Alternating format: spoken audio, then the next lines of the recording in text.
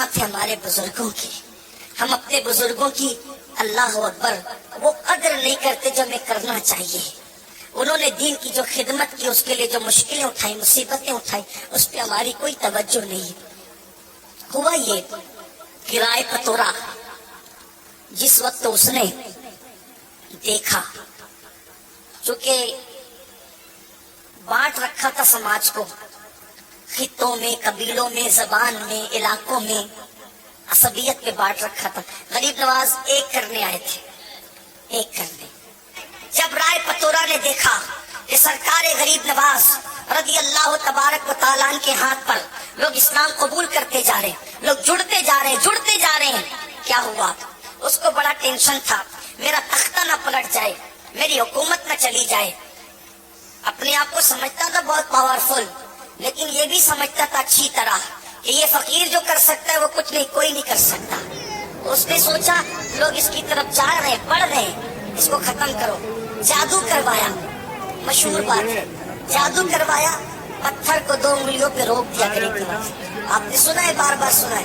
पानी बंद किया, गरीब नवाज ने कासा ही में समेट लिया, कासे में समेट लिया पूरे अना सागर को। फिर क्या हुआ? फिर सांप भेजे, बिच्छू भेजे, बहुत कुछ किया। आखिरी में जब सब करके थक गया तो एक जिन्नात था, अजमेर मोहल्ला की सरजमीन पे अना सागर के किनारे खड़े रहता था, लोग उसकी इबादत करते थे। आखिरी हरबा अजमेर वालों के लिए, मदद के लिए वही था कि जंगों में इधर उधर जब बहुत मुश्किल आती तो कहते सादी देव को तू मदद कर। कहा जाता है कि जब वो चलता था तो ऐसे पैर रखता था कि जमीन में धमक होती थी, लोग डरते थे उससे। राय पतोरा ने कहा वो फकीर 2 उंगलियों के दरमियान मसल देना उसका काम है, तो उसका इतना छोटा सा काम है, बस उसे मसल दिया जाए। वो छोड़ता ही नहीं हिंदुस्तान, अजमेर छोड़ के जाता ही नहीं है। लोग मुसलमान हुए जा रहे हैं, उसके करीब हुए जा रहे हैं, जा और उसका किस्सा तमाम कर दे। उसने कहा ये तो मेरे लिए छोटी सी बात है। वो हंसा और हंस कर कहा मुझे लिए छोटी सी बात है। वो जाके गरीब नवाज के सामने खड़ा हो गया। उन दिनों गरीब नवाज का कयाम एक दरख्त के नीचे अन्ना सागर के किनारे था। उसने कहा फकीर तू अजमेर और हिंदुस्तान छोड़ और चला जाए यहाँ से। पीछे अजमेर के लोग खड़े थे। ये अजमेर अजमेर इसलिए कह रहा हूँ कि मैं तारीख बयान कर रहा हूँ, वरना जब भी हम गरीब नवाज की निस्बत से इस शहर का नाम लेते हैं तो अजमेर मोहल्ला और अजमेर शरीफ कहते हैं। यही हमें तालीम दी गई है, हमें हुक्म भी है, अदब ही हमारा मसलक है, अदब हमारा मजहब है। तो उसने कहा कि आप अजमेर छोड़ दें, क्योंकि उसकी बात नकल हो रही है। उसने जो कहा वही कहूंगा, वरना अगर मुझे कहूंगा अजमेर शरीफ तो कहा उसने कब कह दिया था अजमेर शरीफ। ये भी तो मसाइल है, ये भी मसला है ना। तो इसलिए उसने कहा छोड़ दिया आप अजमेर, हिंदुस्तान छोड़ दिया। गरीब नवाज ने फरमाया मैं ऐसे छोड़ने का नहीं, हिंदुस्तान ऐसे छोड़ के नहीं जाऊंगा क्योंकि खुद नहीं आया हूं। हिंदुस्तान अगर हिंदुस्तान छुड़वाने का ख्वाब है, शादी दियो और शादी दियो। अगर तू चाहता है कि हिंदुस्तान से हमें निकाले तो गरीब नवाज का जवाब है मैं खुद नहीं आया, मुझे मदीने की सरकार ने भेजा है। ऐसे नहीं जाऊंगा, नहीं जाऊंगा ऐसे, बल्कि मर के भी नहीं जाऊंगा। हाँ, मर के भी कोई नहीं ले जा सकता हमें। क्यों? इसलिए कि ये हिंदुस्तान का सीना हमारे लिए कुदरत ने मखसूस कर दिया। गरीब नवाज आज भी उसके सीने में आराम करे जिसे अजमेर मोहल्ला कहा जाता है। रश्क की नजर से देखती उस जमीन को और जमीने कि इतना बड़ा मुबल्लिग आजम आराम कर रहा है, और सीने में, जमीन के सीने में आराम कर रहा है, इसलिए कि अमानतें सीने ही में दफन होती है। अमानतें सीनों में दफन होती है। हम घुसपैठिए लोग नहीं है, हिंदुस्तान में अमानत है हिंदुस्तान की। हम हिंदुस्तान की अमानत है, हमने दफन इसमें होना है।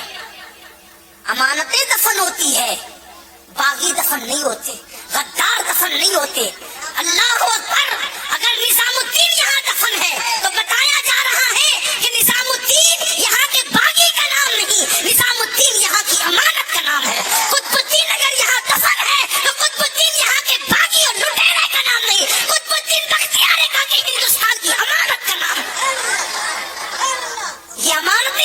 ہندوستان کی، اور انشاءاللہ قیامت کے دن اسی زمین سے یہ امانتیں اٹھے گی.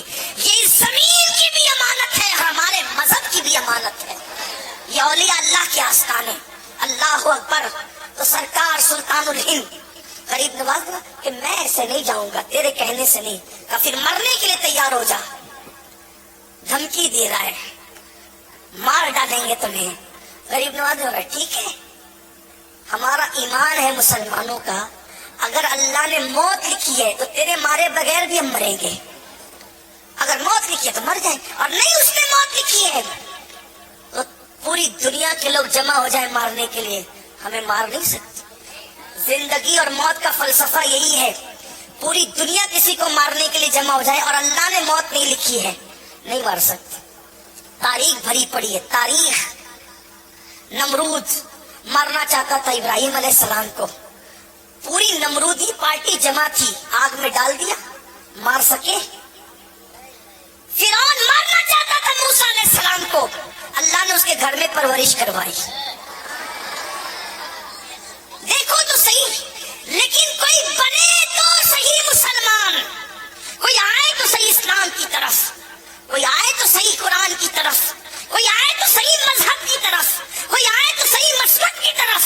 اللہ اکبر. وہ یقین پختہ کرو، جس دن مسلمانوں اپنا یقین اللہ پر پختہ ہو گیا اس دن مارنے والے پالنے پر مجبور ہوں گے، لیکن ہمیں اپنا یقین پختہ کرنا ہوگا. سرکار غریب نواز نے فرمایا تو نہیں مار سکتا مجھے، میرے اللہ نے اگر میری موت نہیں لکھی تو تو نہیں مار سکتا مجھے. اور پھر آپ نے اس پر ایک حملہ خود کیا. فرمایا کیوں نقصان اٹھاتا ہے، نقصان کیوں اٹھاتا ہے؟ تو بھی کلمہ پڑھ مسلمان ہو، فائدے میں رہے گا، تیری مراد پوری ہوگی، تیری تمنا پوری ہوگی. پیچھے لوگ کھڑے تھے، اب اگر جو لوگوں کا خدا بن کے کھڑا ہو اور کوئی اس کو کہے کہ تیری بھی مراد پوری ہوگی، جو لوگوں کی مرادیں جو ہے وہ باتیں کرتا ہے پوری کرنے کی، اگر اس کی مراد کی بات کی جائے تو اس کو شرمندگی نہیں ہوگی. اس نے کہا میری کیا مراد ہو سکتی ہے؟ فرمایا بتاؤں؟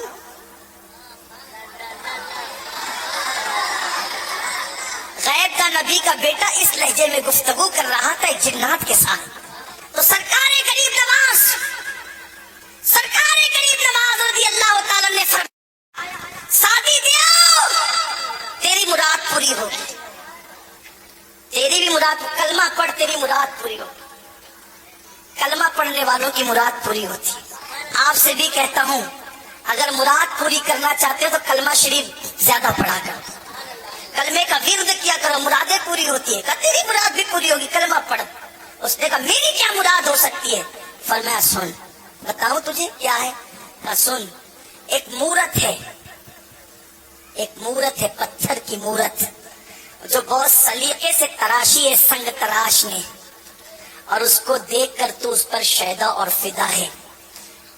دن بھر یہاں کھڑا رہتا ہے اور جب لوگ سو جاتے ہیں تو رات کو جا کر کے اس بت خانے میں اس مورتی کے پیروں کے پاس بیٹھ کر کہتا ہے مجھ سے بات تو کر، مجھ سے بات تو کر، مجھ سے کلام تو کر، مجھ سے بات تو کر، مجھ سے کلام تو کر. روتا رہتا ہے لیکن وہ تجھ سے کلام نہیں کرتی. تیری یہ مراد پوری ہوگی اگر تو نے کلمہ پڑھا، اگر تو نے کلمہ پڑھا تیری مراد پوری ہوگی. سیرت النبی کا یہ پہلو، جنات کو کلمہ پڑھانے والا، میرے غریب نواز کی زندگی میں کس شان سے آیا ہے. اللہ اکبر. فرمایا کلمہ پڑھ، اس نے کلمہ پڑھا. کس لیے کہ محبت کیا نہ کروائے. اب تو وہ سارے بھکتوں کو چھوڑ کر یہ خود بھکت ہوا اور اس نے کہا کہ کلمہ پڑھا، کلمہ پڑھنے کا حضور اب اس سے ذرا بات کروا دے، چلے اور بات کروا دے. فرمایا تو خود جا. روز جاتا تھا، ہمارے بغیر جاتا تھا، آج ہمارے کتنے پہ جا. سبحان اللہ. تاکہ پتا چلے محمد رسول اللہ کے غلاموں کے کہنے کی شان کا عالم کیا ہے، سبحان اللہ، ان کی بولی کی شان کا عالم کیا ہے. جب غلاموں کا یہ عالم ہے تو سید الانبیاء کا عالم کیا ہوگا. جب ان کے گدا بھر دیتے ہیں شاہان زمانہ کی جھولی، محتاج کا جب یہ عالم ہے، مختار کا عالم کیا ہوگا.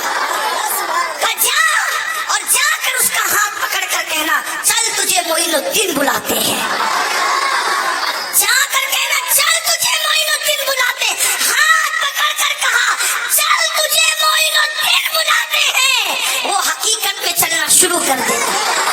سبحان اللہ سبحان اللہ۔ حضور غریب نواز اس کا نکاح اس کے ساتھ کہتے ہیں، وہ کہتا ہے حضور میں آج بہت خوش ہوں، شاد ہوں میں آج، اور میں ہم نام بدلتے تیرا، تو ہمیشہ شاد رہے گا، تو شادی تھا اب تک، اب تو ہو گیا شادی، شادی کر کے تو شادی ہو گیا، تیرا نام اب تو شادی ہے، تو ہمیشہ شاد رہے گا، شاد شاد رہے گا، یعنی تو آباد رہے گا، خوش رہے گا۔ اس طرح اس کو کلمہ پڑھایا، اس کو خوشیاں تھا کہ یہ غریب نواز ہے۔ آخری جملہ حضور علیہ السلام کی سیرت میں ہم دیکھتے ہیں، حضور کی سیرت میں دیکھتے ہیں کہ تمام انبیاء میں سب سے زیادہ جس کے ہاتھ پر لوگ مسلمان ہوئے ہیں وہ مصطفیٰ جان رحمت کی ذات ہے۔ تمام انبیاء میں سب سے زیادہ جس کے ہاتھ میں لوگ مسلمان ہوئے ہیں وہ مصطفیٰ جان رحمت کی ذات ہے۔